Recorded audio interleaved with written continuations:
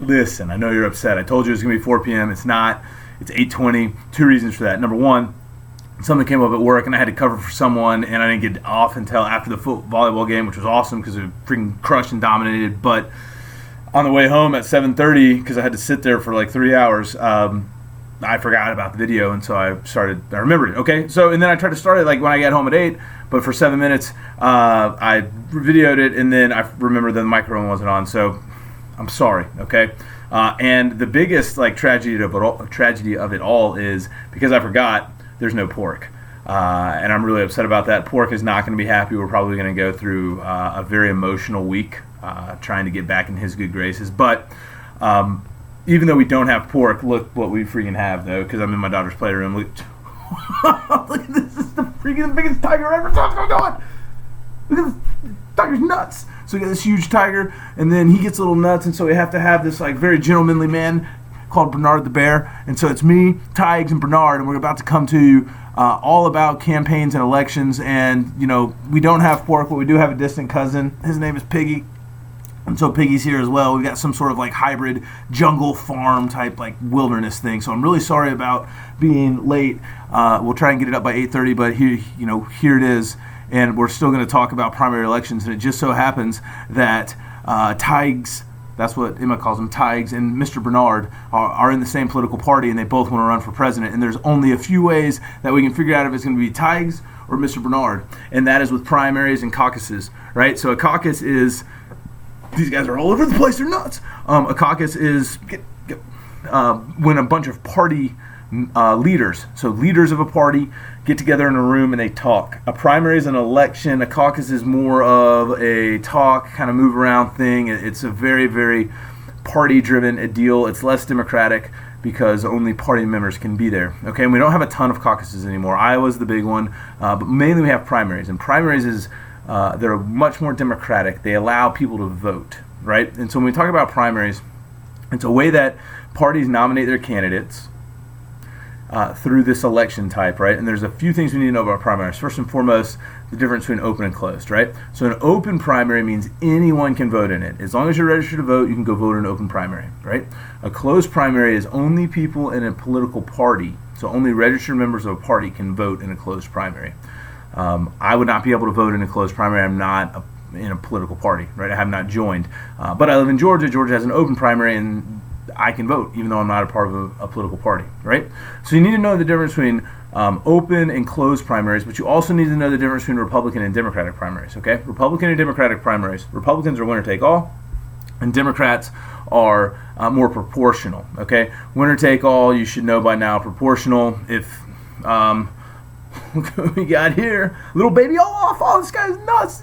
Have you seen a little short where they can just like drop all over? It's like baby Olaf coming all over the place. And here's Papa Olaf. Here he is right here. We got a ton of stuff going on. But in a proportional primary, if Papa Olaf got 60% of the votes and baby Olaf got 40%, Papa Olaf would get 60% of the delegates, baby Olaf would get 40%, which would be really, really bad for baby Olaf. But what if baby Olaf was part of the establishment and he had super delegates like My Little Pony? Oh, what's up? And a super delegate is a delegate that is a party leader, and they don't have to vote based on the state. So even though, let's say, Big Olaf got 60% of the vote in Georgia and baby Olaf only got 40%, baby Olaf could get 100% of the super delegates because they're not tied to the popular vote. They can make their own decisions, right?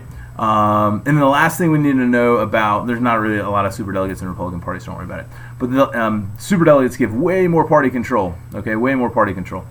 Last thing we need to know about primaries is front-loading, scheduling. So there's a big controversy because New Hampshire gets all the pub, they get all the shine, as you guys like to say. New Hampshire gets that shine, and we don't want New Hampshire to have a lot of shine because no one cares about New Hampshire. They're a very, very small state. But whoever wins New Hampshire more than likely is going to win the election. And so everyone wanted to get that shine New Hampshire had, and New Hampshire was the first primary. That's why they got all the shine. And so everyone tried to move their primaries closer to New Hampshire. New Hampshire kept moving it up, and then finally the primaries are off the screen. And political parties had to put a stop to it. So they put a stop to this idea of front-loading. And the South tried to still get some of the shine back by having this thing called Super Tuesday, where they had a bunch of primaries on the same day. It didn't work because people want to follow a winner. And if you win in New Hampshire, you're an established winner, you get a lot of votes. So Tiges and Bernard went through the primary season. Bernard lost, and so now we got Tiges. He is a bad mamma jamma. Tiges is tough. He's tough. He's going to run for president, right? And he's going to run for president against, this sweet little sheep right here. Look how cute he is. Look. Oh. Right? So you got Tiges versus the sheep, and they are trying to get the popular vote, right? Wrong. They're not trying to get the popular vote. Tiges is trying to win states, and this little Bo Peep is trying to win some states as well because of this thing we call the Electoral College. So the Electoral College says that presidential candidates don't try and win the popular vote, they try and win states because of this thing called the winner-take-all system. And the winner-take-all system says, 48 out of 50 states have it, winner-take-all system says whoever wins the plurality of the vote in that state gets all of the Electoral College votes. This is something that drastically changes the strategy because you would think the strategy would be go to all the huge states, but that's not the strategy because California is always going to be Democratic. So if Tigers was a Republican, he would never go to California because he's never going to win. And since it's not proportional, it doesn't matter how many votes he gets in California. So instead what candidates do is they focus on swing states, large competitive states that they can win and get all the Electoral College votes, even if that means ignoring huge states like New York, Texas, and California.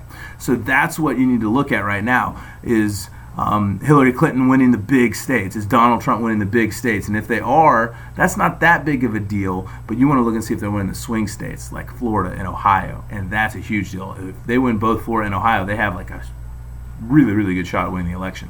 So that's the Electoral College. That's a strategy. Now let's talk about campaign finance, because campaign finance is not fun, and I'm going to make it as easy as possible. Here's what we need to know about campaign finance. First and foremost, the first law that's ever been passed is the FECA, the Federal Elections and Campaign Act. I say 1973. Apparently your book says 1974. I don't know. I haven't read the book yet, but that's what I've heard. Just know the FECA and what it does. It tries to make campaigns transparent. Okay? It wants to keep corruption out of campaigns because businesses and mobsters and like really seedy people would give money to politicians, and then politicians would do whatever those people wanted. So like Rugvid, we talked about Rugvid. I don't know if you Rugvid. If you're watching this, you gotta watch out, Rugvid. I see you. There's some stuff going on, man, and I don't know about you, buddy. And I think you may be giving a lot of money to politicians back in the day because you're a mean cat. But you know who else is a mean cat? Tiger's a mean cat. Rugvid, watch out, Rugvid, watch out. Tiger's gonna get you, man. He's gonna get you, right? Because nobody wants Rugvid paying our politicians a lot of money, and then those politicians doing whatever Rugvid says. And so we stop it with the FECA. The FECA does three things. You need to know what they do. First and foremost, it says you can only give a certain amount of money to a candidate. So it puts campaign contributions. It puts limits on those. Second thing it does is it has disclosure requirements. So Tiggs has got to tell everyone where he got his money from. So even if little Snow White here gives Tiggs money, he's got to tell everyone that Snow White gave him money. And who would want to vote? Who wouldn't want to vote for someone who is sponsored by a Disney princess? Snow White, she's beautiful. She's beautiful. You're shining star, Snow White. Yes, you are. And the third thing it does is it creates the FEC, which is the Federal Election Commission.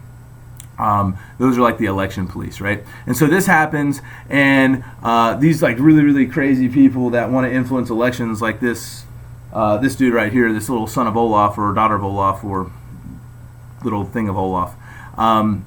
He wants to influence elections, and so he finds a way to get around it, and it's through PACs, which are political action committees. PACs give money directly to a candidate, or he would also found a way from 1973 to 2002 to give money to a political party who would then kind of funnel it down to Tiggs, and that's called soft money. It's unregulated money. But the next thing we need to know is that was stopped in 2002. The BCRA banned soft money, which is unregulated money, and everyone got upset about that. Then we talked about 527s for a little bit. They're issue advocacy groups where this little guy would give a lot of money to an issue but not a candidate, even though we all know the issues that candidates deal with. Again, like I would say, if he gave a lot of money to build the wall issue, we would know he's supporting Donald Trump, right?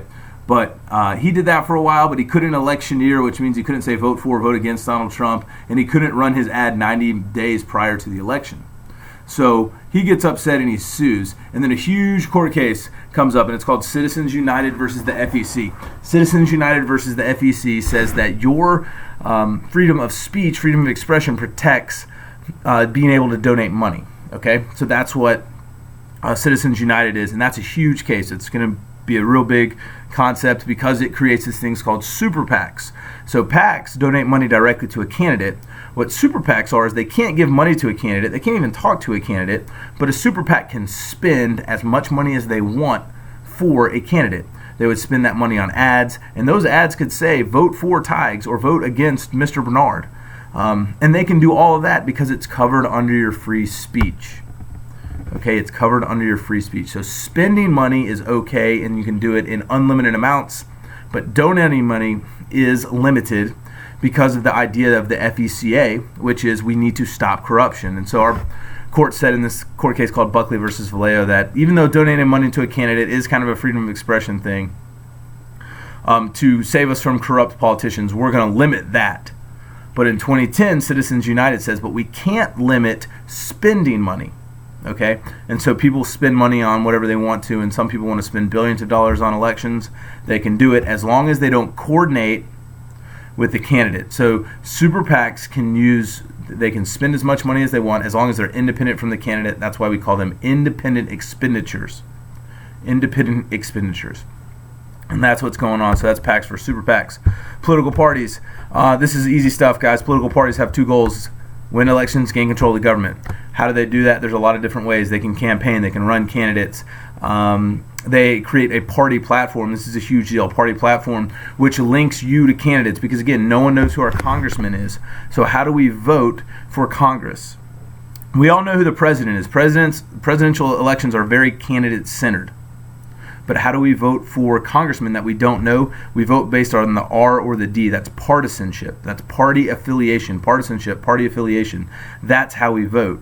And the reason we know what the R and the D stand for is because of this thing called a party platform. And the party platform outlines the goals, the policies of a political group. So we know what Republicans stand for. And we know, even though we've never seen this kind of creepy baby before, we've never seen her before, or him, we don't really know. We're going to vote for or against this person based on the party that they are with, the R or the D. Okay? And so that's a huge function of a political party.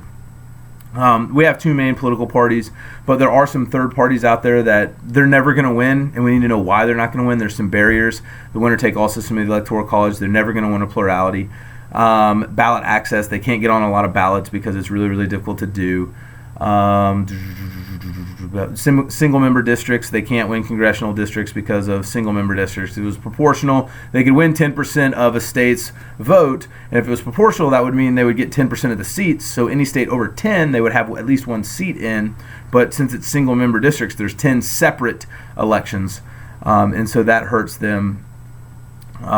But they're still important. We need to know why they're still important. They're never going to win, but they're still important. Reasons why they're still important: they take votes away from other candidates, they cost people elections, they bring new issues to light, and they actually increase voter turnout because they give people an option. If you don't like Hillary Clinton or you don't like Donald Trump, you still may vote for a third party because you want to vote. I'm wearing down. Voting behaviors. Old people vote, young people don't.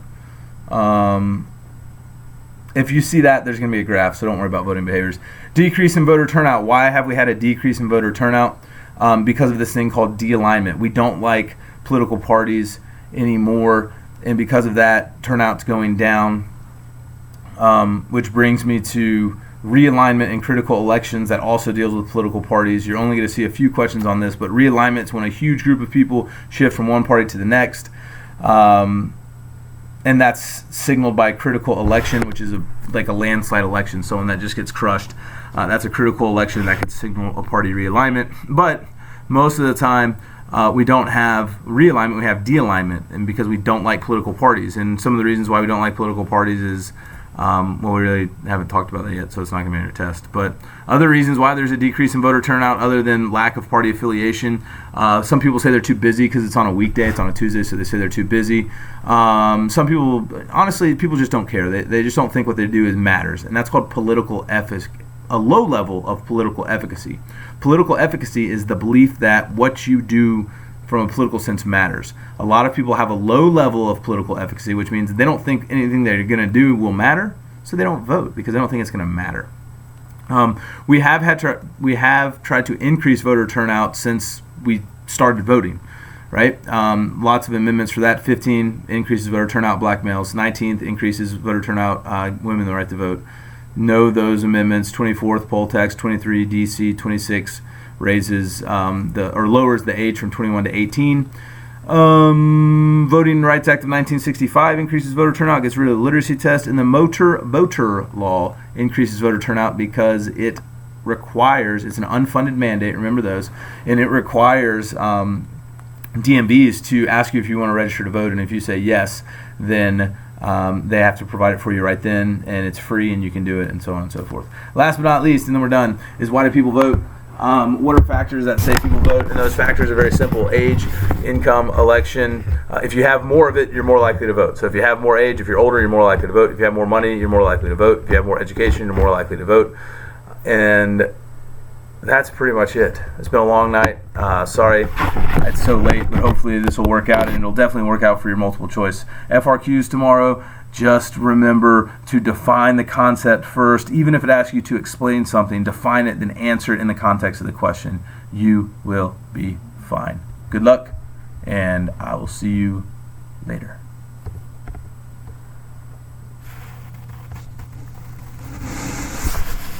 Special guest appearances all over the place. We got so many guest appearances. We got so many. Mr. Bernard's right here, and it's over.